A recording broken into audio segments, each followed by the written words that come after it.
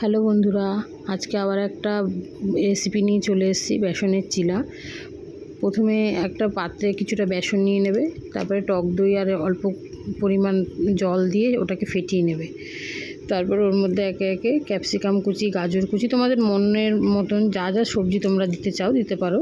আমি এর মধ্যে ক্যাপসিকাম কুচি, গাজর কুচি, কাঁচা লঙ্কা কুচি, টমেটো কুচি, পেঁয়াজ কুচি দিয়েছি, আর একটু পনির গ্রেট করে দিয়েছি। তোমরা সয়া চাংস দিতে পারো, চিকেন কিমাও দিতে পারো, সেটা তোমাদের উপর ডিপেন্ড করছে তোমরা কি খাবে। সমস্তটা দিয়ে একটা ভালো করে ব্যাটার বানিয়ে নেবে। ফ্রাই প্যানে একটু তেল ব্রাশ করবে, তেল ব্রাশ করে এটাকে আস্তে আস্তে 2 চামচ 3 চামচ করে দিয়ে, বেশি বড় করো না, তাহলে তুলতে গেলে ভেঙে যাবে।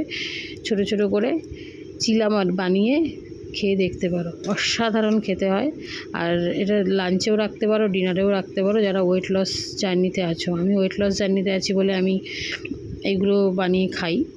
যারা ওয়েট লস বা বাচ্চাদের সন্ধ্যার টিফিনেও করে দিতে পারো। Thank you. ভিডিওটা ভালো লাগলে লাইক আর কমেন্ট করো, আর আমার চ্যানেলটাকে পারলে সাবস্ক্রাইব করো। Thank you.